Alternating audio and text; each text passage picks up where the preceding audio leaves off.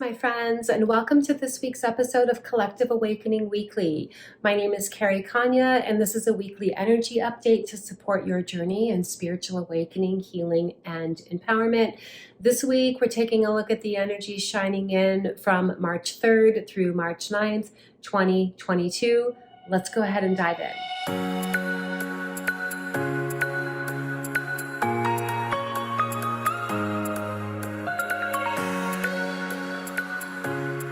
Welcome back, my friends. I'm sure you're feeling it. We've got some intense energies happening right now. The good news is that the astrological transits and aspects that are happening this week are ultimately supporting positive turning points for all of us personally and collectively. So I'm going to talk a lot about that in this episode. And so let's start with the fact that we had the new moon in Pisces yesterday, which joined the sun in Pisces, Neptune in Pisces, and Jupiter in Pisces. The moon in Pisces has a tendency to connect us all a little bit more deeply with our sense of intuition and our spiritual nature, while the sun in Pisces inspires creative expression. Now, Jupiter and Neptune in Pisces brings a sense of expansion to what our dreams are. This is a really good week to have some self-awareness around what am I dreaming into being, becoming a little bit more conscious and conscientious around what we are ultimately dreaming into our reality through our thoughts, our intentions, and our predominant vibrational state of being. We are always dreaming something into being. We're creating our reality. Are we doing this unconsciously or consciously? The energies that are happening this week are supporting us all on a collective level in becoming more aware or conscious of how our energies are influencing what we are manifesting and experiencing in the physical world of form. Now, yesterday we had a powerful alignment or conjunction between Mercury and Saturn, both in the sign of Aquarius. The good thing about that alignment is that it does support processes of critical thinking in alignment with mentally challenging tasks. The challenge of this conjunction is that many of us, including myself, may have found ourselves in situations where we suddenly had to scramble to complete mental task work that was unanticipated or unexpected. That energy is still impacting us this week, but however, it's not as intense as it was yesterday. So just know that that could still be in the works for some of us, unexpected mental tasks to be accomplished. However, we're being supported in the critical thinking processes needed for those things. The big thing that is happening this week, which is one of the main astrological shifts that are happening for the month of March, is that we have Venus and Mars moving into the sign of Aquarius on Sunday. Now, Venus and Mars, along with Pluto and the asteroid Vesta, have been in Capricorn for quite some time now. Venus and Mars have been very closely aligned with each other. I've been talking about this in the past few episodes. Venus can be seen as our own inner sacred feminine. Mars is our own inner sacred masculine. Mars has to do with our drive, our will, taking action in alignment with our passions, where Venus is all about love, beauty, harmony, and our values. During the time that Mars and Venus have been in Capricorn, it's been more about how am I taking action in alignment with my values in ways that are connected to the concrete world of form, what's manifesting, what's taking shape. So it's been more about me or I, like more of the personal level. As Mars and Venus are moving into Aquarius on Sunday, it becomes more about the collective, and there's a little bit more of an emphasis on the Venus aspect rather than the Mars aspect, which is going to be a little bit of a harmonizing factor. And this is where that turning point energy is coming in. Now, we all know there's craziness going on in the world right now, warring energies. Mars is very connected to war energy, but Venus is very connected to harmony.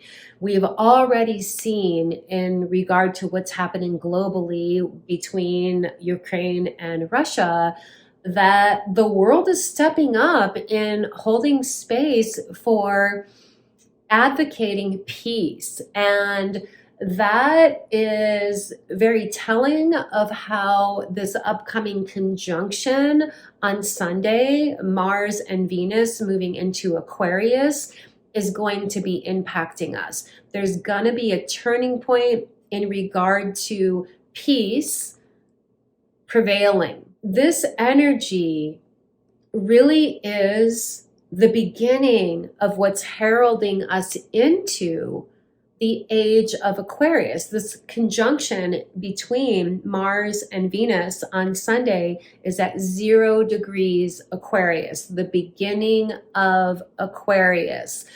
And so as we're moving more towards this age of Aquarius, what we're seeing now is that there's a prevailing of the energy of peace and harmony on Earth being advocated for globally.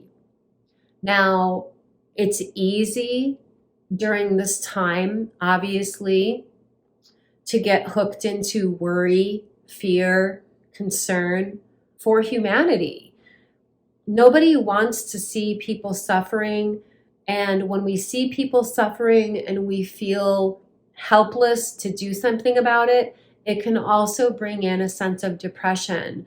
But one of the messages that's channeling through for all of us this week that is that it's really important to hold that energy of light. The best thing that we can all individually do this week to put positive energy, supportive energy into what's going on between Russia and Ukraine right now is for all of us to be a living embodiment, to be dedicated to being a living embodiment and source of radiating light out into the world right now.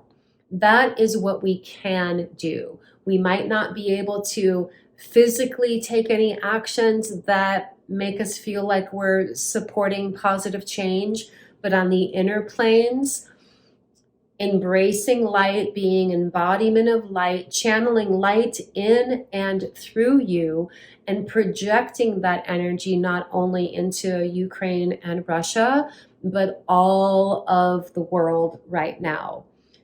This is what I would really beseech, honestly, all of us to do right now.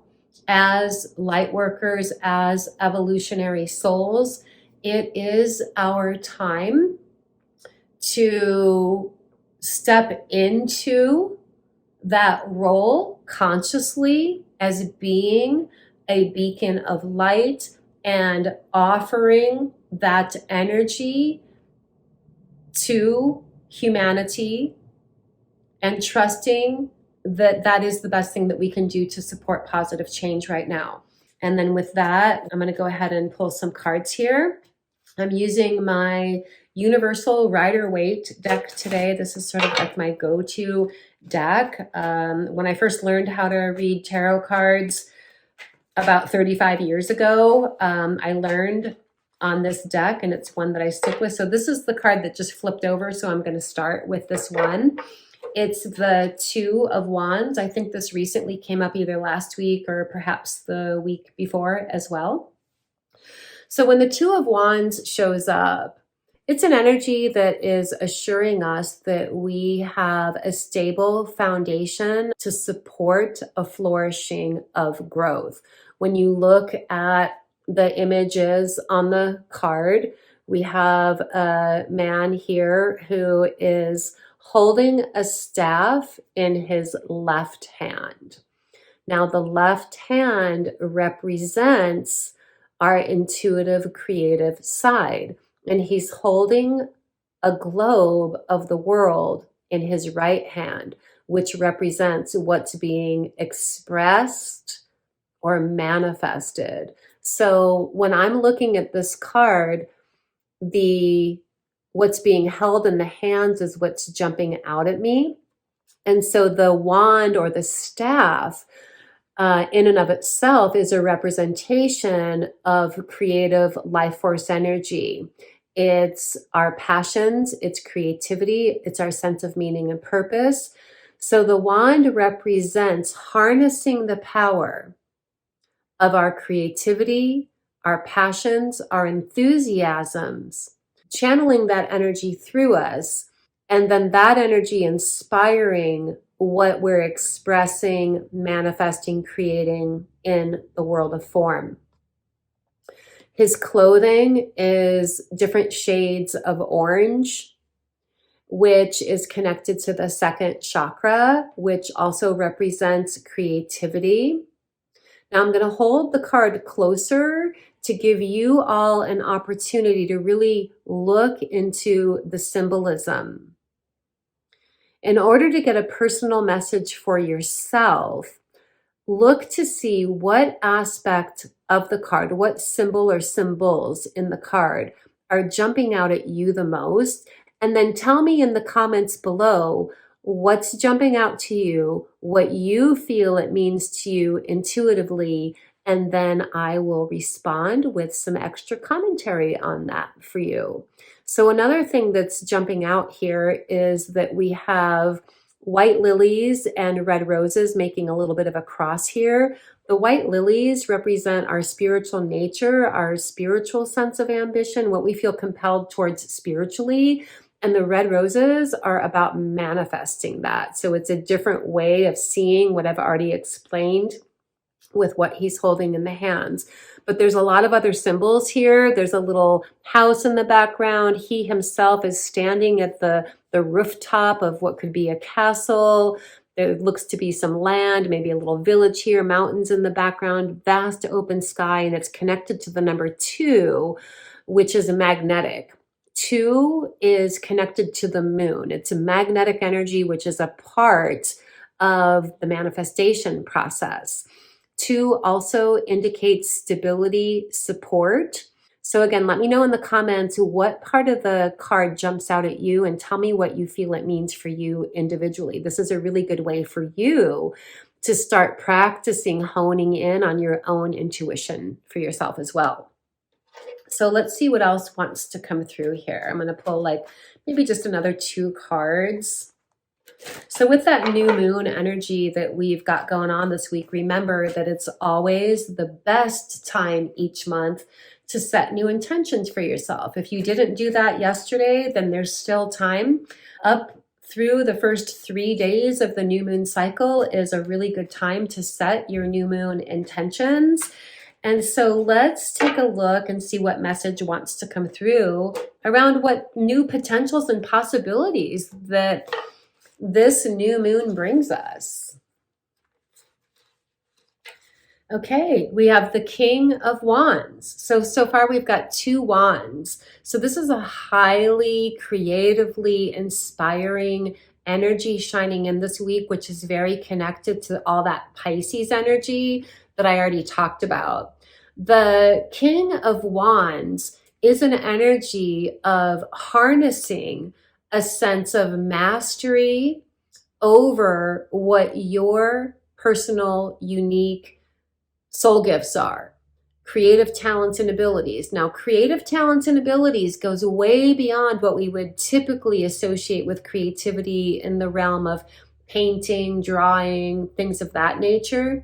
Life force energy in and of itself, the movement of life force energy through us, is creative in its own nature. So ask yourself, how do I like to express myself? How do I like to express my soul energy? Again, very connected to the sun, moon, Jupiter, and Neptune in Pisces right now. So this is harnessing the power of your own unique soul gifts, your creative energy, the way life force energy flows through you, harnessing that in ways that bring you into a sense of empowerment regarding the mastery in which you are dreaming your reality into being, the mastery in which you are manifesting things for yourself.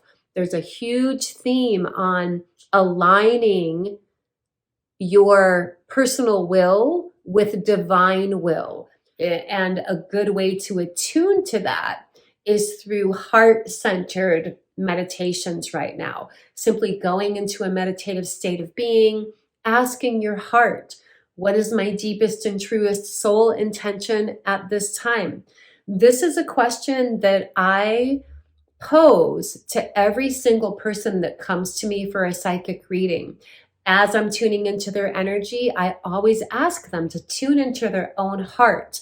What is my deepest and truest soul intention in the now? So this is an empowerment practice that you can all ask yourself today, whenever you're watching this week. What is my deepest and truest soul intention? And how can I harness the power of my creativity to manifest that, to dream that into being? Let's go ahead and do one more card, overall message from Spirit.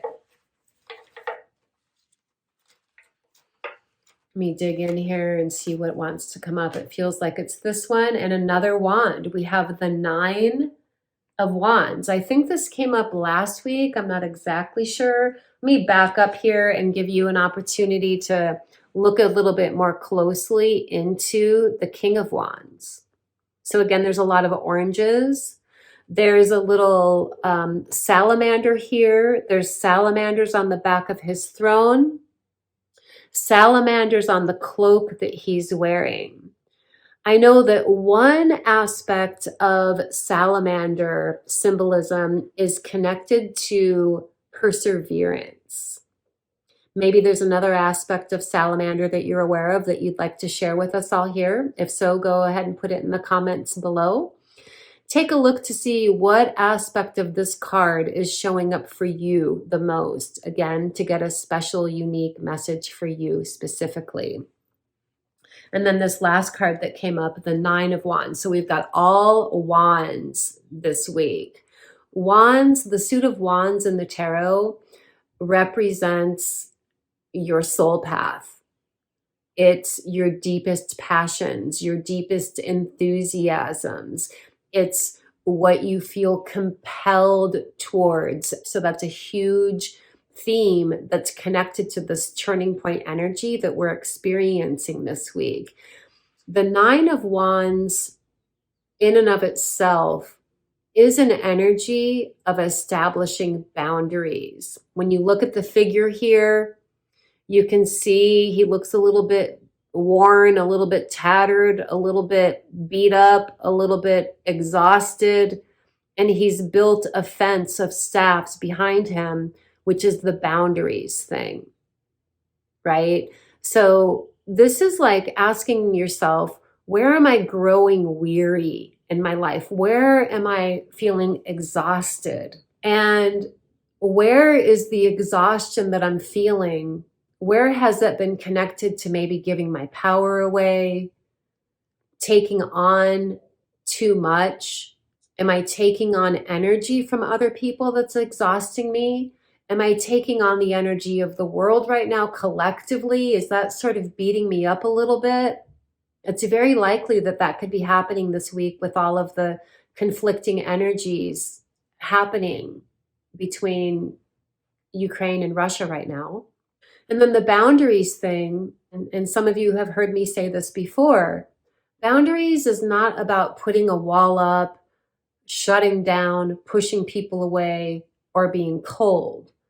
Boundaries is about realizing what your deeper needs are, what your goals and dreams are, and owning and claiming accountability and responsibility for establishing the parameters needed so that you can experience or manifest those things. So boundaries is more about holding space and not allowing that space you're holding to be crowded in on with energies, situations that are contrary to what you're intending to achieve, experience, manifest, accomplish, or otherwise hold space for. Now, this is assigned to the number 9. 9 is about wholeness. It can indicate a completion of a cycle, which ultimately brings us into the beginning of a new cycle, which is connected to that turning point energy. We might be feeling a little bit weary with all of this Mars, Venus, Pluto, Vesta energy, which has been highly transformative, because the quality of the transformation with Pluto in the mix is deep. It's the depths of our deep emotional churnings going on, the depths of our deep, deep, real soul-centered desires. And the transformation that we've been experiencing ultimately is supporting us and shifting into that. But it can also feel like a little bit of an inner battle that brings exhaustion. And so this can also represent the culmination of that exhaustion part, leading us to the awareness of where we need to take responsibility for establishing those parameters that will support us in rising into our heart light, rising into that higher path of meaning and purpose. We can say our highest timeline. Again, this is a theme that is prominent in all of 2022, and these aspects that are happening this week are very much interconnected with that. So let me know in the comments whatever jumps out at you for this card as well. If there's anything that any of you would like to share about the symbolism that catches your eye, not only for yourself, but also for the collective, I'd love your input on that. Okay, guys, all my love to you. Blessings. Namaste. I'm going to see you in the next video. Until then, have a blessed week ahead.